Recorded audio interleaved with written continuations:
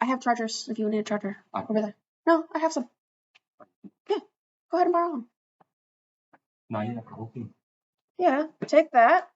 And then there should be an Apple charger too. The one with the little apple drawn on it. I think it's the green ones. See? Miss provides. Thank you, Miss. Thank you.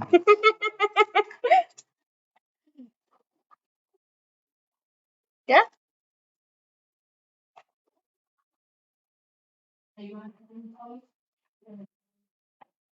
See? Problem solved. All right, mechanics. You ready? Yeah. Can Brandon hear me? Is he listening to music? Brandon, I'm going to go over the notes. All right, take out your headphones. Listen to me so that way you know what you're doing. Okay. So, just so you guys are aware, mechanics people, what I have done is I've cut a couple of different exam questions. The reason why is because I wanted to show you the range on how they ask the forces question. So this should be the second question you guys are getting on your mock exam next week. So first question here is from 2020. We're looking at NASA, and they're talking about a rover that is traveling on the Martian surface. And they've given you the gravity for Mars, and they've given you the gravity for Earth. Now, I'm just going to label that as a G. I like to go through whenever I'm looking at these questions and annotate what the variable is, so that way I know how to pull it for the various equations that I'm looking for. Obviously, we can tell that the gravities are very different. In Mars, it's quite a bit lighter. There's less gravity on that planet because it's a smaller planet.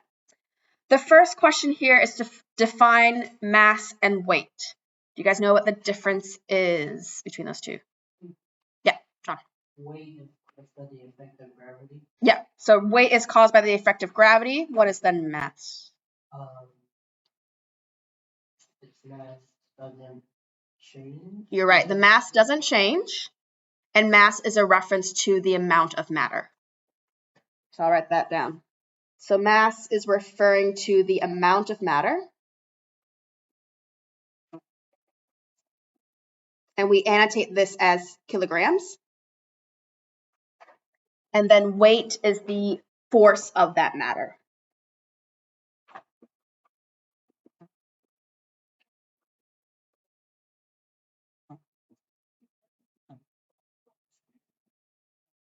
We measure that in newtons. And what happens with weight, we can actually represent this as an equation. The force, and we're going to call it the weight force, so I'm writing a little W there, is equal to the mass times the gravity. Now, part of the problem is that in the English language, we use the term mass and weight pretty interchangeably, as well as the units as well, when we're talking. So like you go to the supermarket and you buy chicken and it's in kgs. And realistically speaking, it should be in newtons because we're talking about the weight of something. Same thing when you go to weigh yourself on a scale, it's measured in kilograms, even though reality we're talking about weight. So keep that in mind that the common English terms are very different from the scientific terms. I see a lot of phone use over there. Come on, let's work on our bio investigations internal. Yeah? It is worth 7 credits. I did 8, 7th credits. It is worth 4 for science and 3 for math. You don't even have to submit another internal to get the 3 math credits. We would take this one standard and we're going to use it for one assessment and use it for 2 different standards. And on top of that, all 7 of those credits count towards your numeracy. You need 10 numeracy for level 1. This is a big ticket item. Let's get it done. Okay?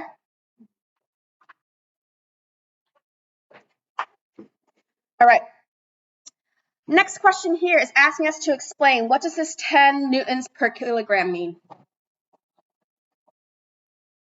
Earth's gravity. Yeah, that's just Earth's gravity.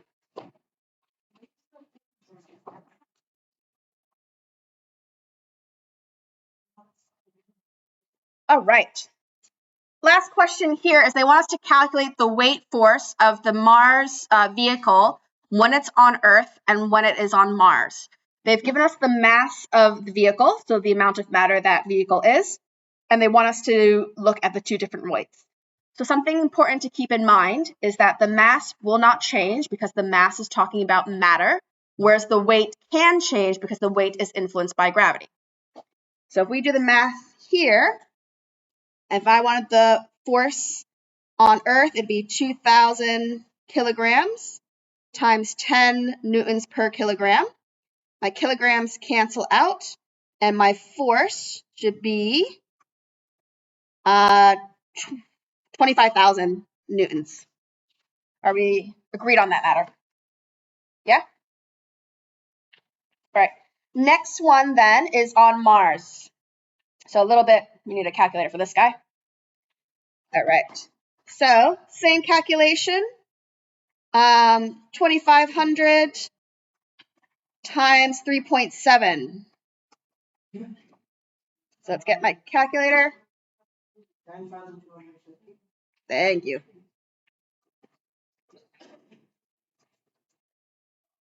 I would also like to make a note that you guys know what equation you're using. Make it clear that you're doing the force equation times mass times gravity, because a lot of the achieved points is just making sure you grab the right equation.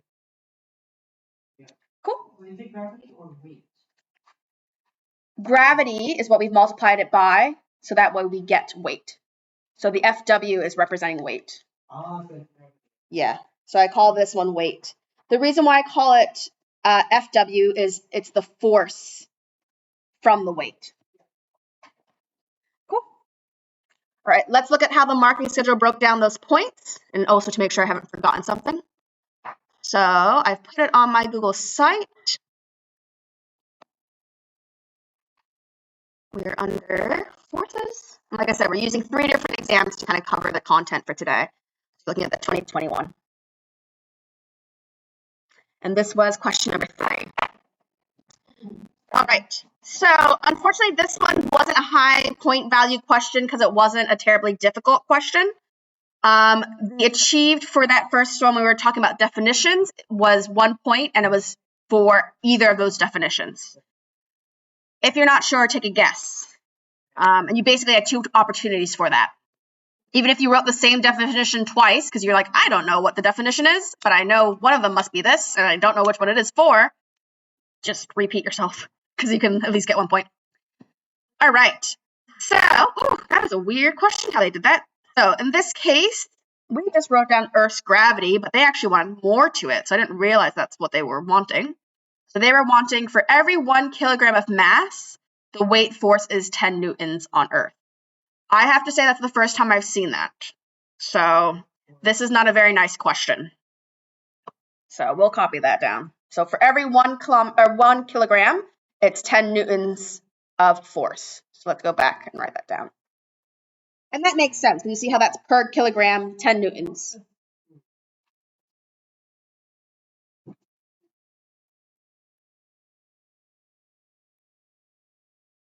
We should say on Earth, the force is 10 newtons. I'm not a fan of that question. I think that's a pretty weird one to ask, but they put that up to a merit. Oof, I don't like that at all. And the only difference between the achieved and the merit is that you recognize that you're talking about mass. Okay. That is a weird question. I hope that doesn't come up again. I don't think that's a fair question to ask you guys. And this was 2020, so this is during the COVID year. So this is a really nasty question to ask people. Anyway, C was then looking at the calculations for this one. One of the calculations need to be correct. So again, you have 2 chances for that achieved point, and they didn't need the units for it. So pretty bulk standard question, not terribly interesting in my opinion. All right, let's look at the next question. Next question here was about vertical motion, so the up and down. We're talking about a parachutist who has jumped out of a plane. The parachute has not opened yet. That's an important thing to keep in mind because that's going to influence then how you explain things that are happening. They want you to describe the vertical motion of the parachutist, describe the net force and state whether the net force is balanced or unbalanced, and then explain how the net vertical forces affect vertical motion. So quite a bit going on there. I've actually copied it so you have your lines on the next page because I wanted to just keep these to two pages. So just FYI, if you guys are wondering where you're supposed to be writing this. So first off, we are thinking about the parachutist, so the person that has jumped out of the plane. Here's our little plane. There you go. He's jumped out of his plane. All right, so he's jumped out of the plane, and they are only concerned about the two vertical motions. So when he first jumps out, what's the force he's going to experience?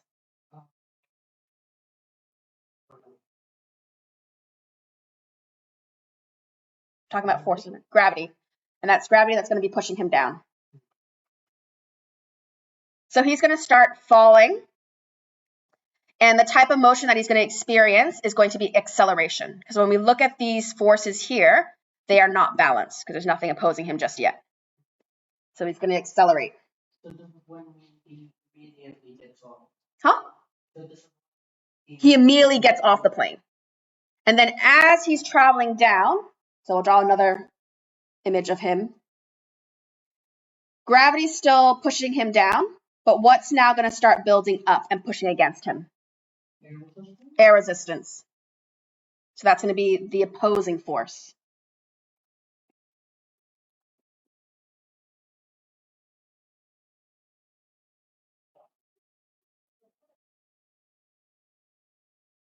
And that air resistance is going to keep accumulating and accumulating and accumulating until it hits its maximum value. And if the air resistance and the gravity, the opposing forces, are equal, what motion is he then experiencing?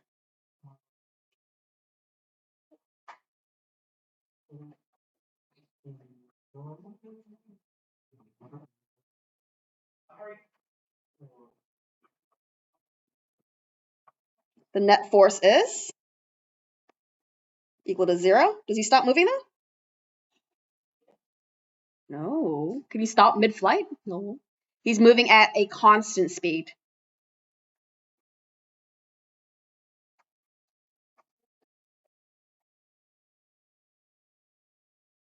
And in this case, he'll be reaching what we call terminal velocity, the maximum speed he can reach.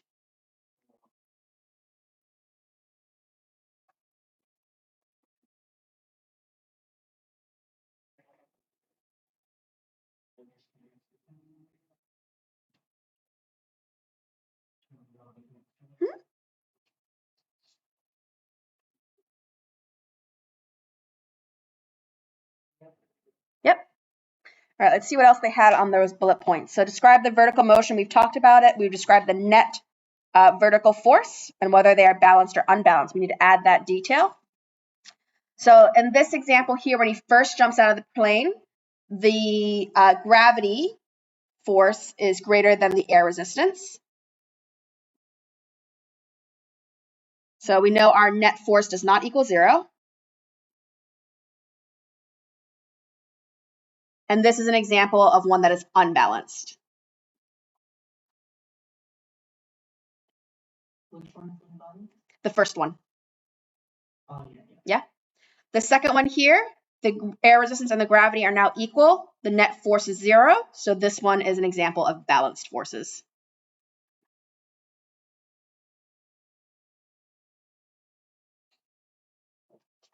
Are we allowed to explain it like this right now? You could do some drawings, but you should be actually writing proper answers. I'm writing short answers because I'm trying to give notes and I don't want you guys to do a lot of copying. And I'll show you guys the marking schedule so you can see what a full answer written looks like. What else is on here? Describe how the net vertical motion affects the net vertical forces affect the motion. Well, when they are unbalanced, we're going to have acceleration. When they are balanced, we will have constant speed. Some other things to keep in mind when we're talking about forces is if my air resistance is greater than gravity,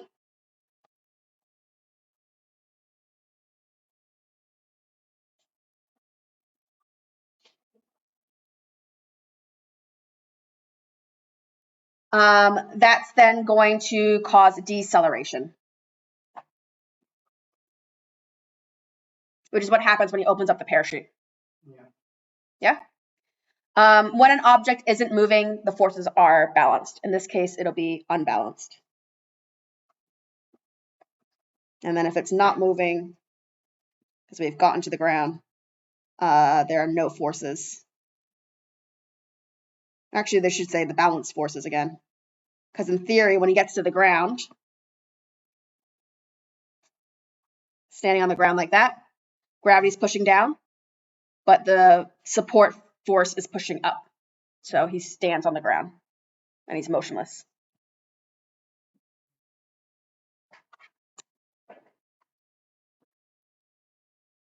So the net vertical force would mean the So like this net force equals 0. Yeah.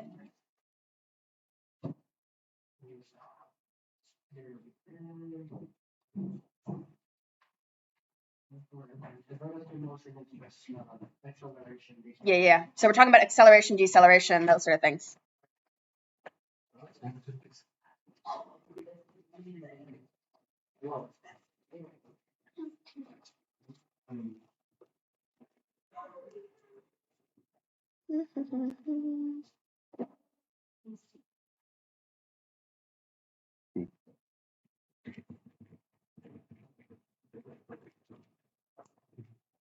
All right, let's look at that marking schedule, make sure we have everything. So we are now looking at the 2019 exam, which is over here. And I believe this was question 3. Here we go. There we go. It was question 3C. So here's a nice written answer so you can see what that kind of looks like cleaned up. The forces acting on the parachutist are weight as the downward force and air resistance as the upward force. Weight is, again, a word we can use instead of gravity because we're taking the mass times gravity to get weight. So we can use that term. The forces are unbalanced because the weight force is greater than the air resistance. Thus, the net force is in the direction pointing downwards, which is why he's falling down. Yeah? The net force downwards makes the parachutist accelerate in the direction down. They haven't actually gone through a whole lot of detail there. We've talked about terminal velocity as well. So we've given a little bit more detail. All right, here's the breakdown and the question. So identify the 2 forces at play and name them is the first achieve point. The second one is describing net force. So that is basically comparing the value of the gravitational force and the air resistance. The next one is stating if forces are balanced or unbalanced. In this case, unbalanced. They're talking about acceleration.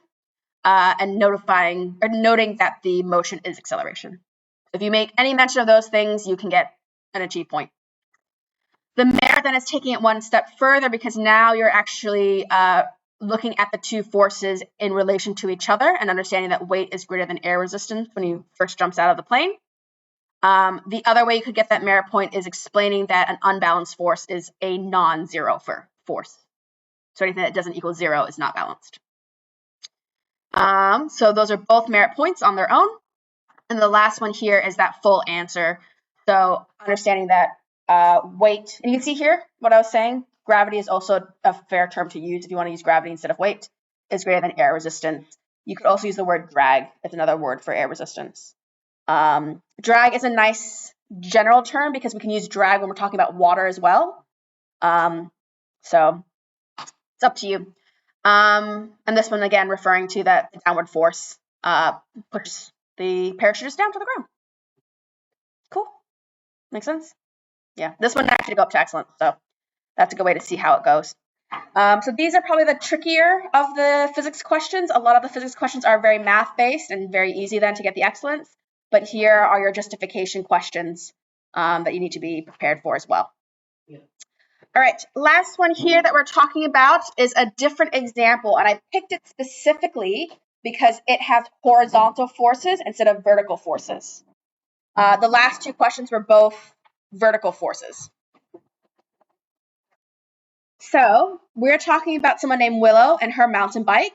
And when she's on her mountain bike, there's a combined mass of 82 kgs.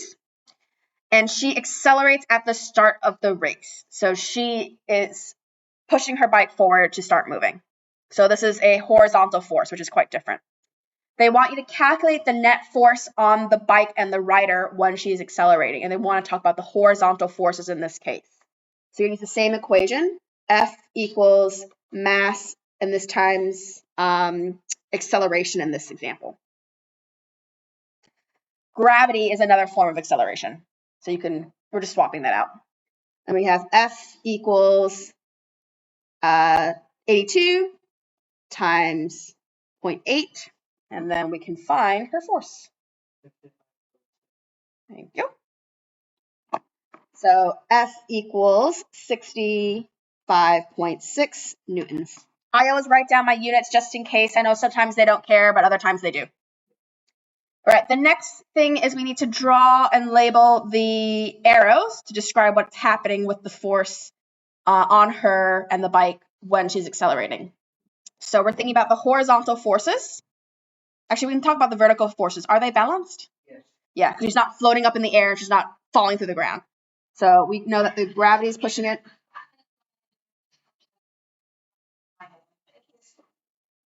So that's my gravity, and that's my support. Now we are thinking about her riding the bike. She's going to be pushing forward. That is thrust. And then the force going behind her is drag. Is it okay if I use acceleration and friction? Acceleration and friction. You can use the word friction. I wouldn't use the word acceleration because acceleration is the description of the motion, not the force. The motion of acceleration is a result of the forces at play. Which of the two do you think is going to be bigger, her thrust force or the drag thrust? Yeah, so she draw it as a bigger arrow to make it clear. And then the smaller arrow would be friction, or you could also use drag would be fine. We're just showing that's an opposing force. We good? Okay. Last thing then is to explain the forces involved in Willow and her bike accelerating while the thrust force is greater than the friction force.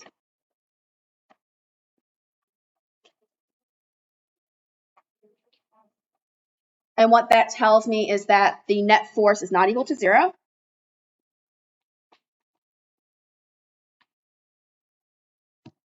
That also tells me that this is unbalanced. And so since thrust force is greater than drag, the net direction is forward and accelerating.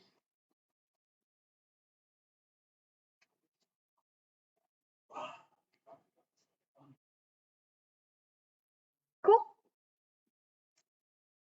right, swap it over to the marking schedule.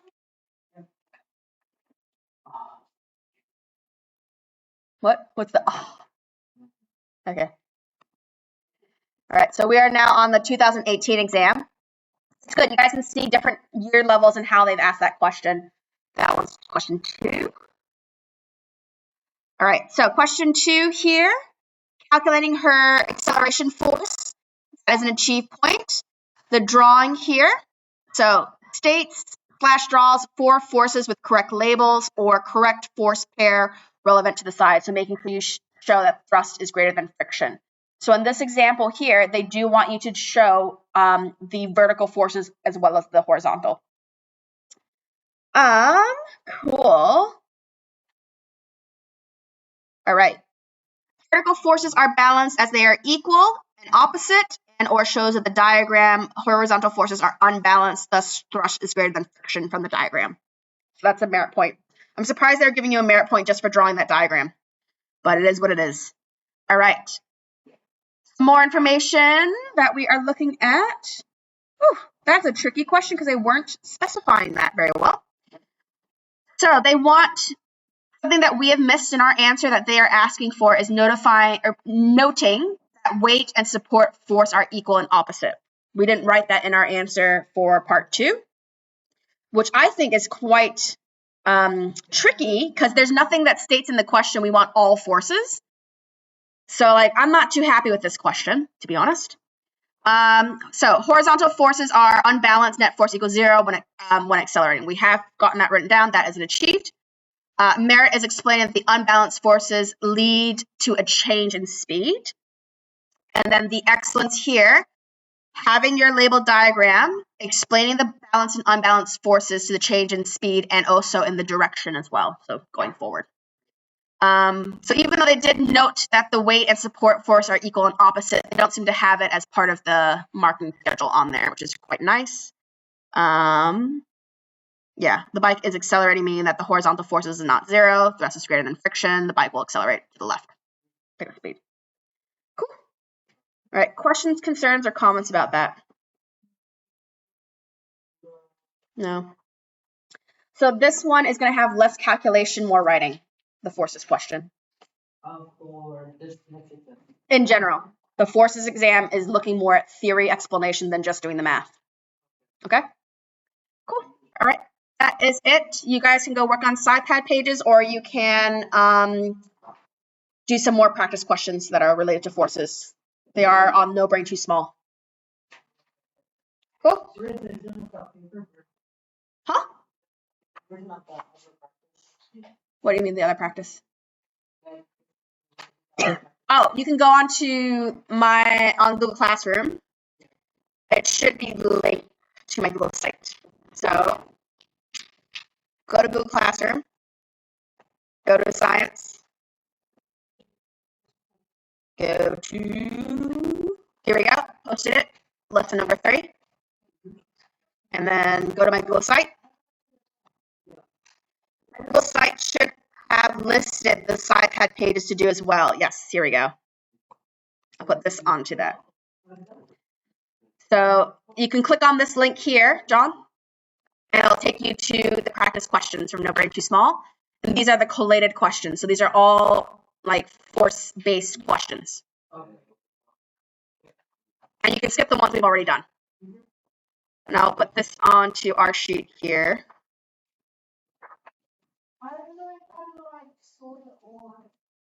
I will come by and help. I'm done teaching.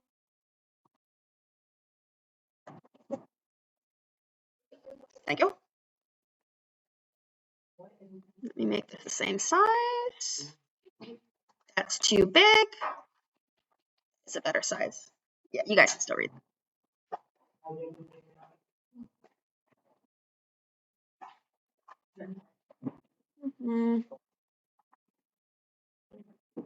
There you go.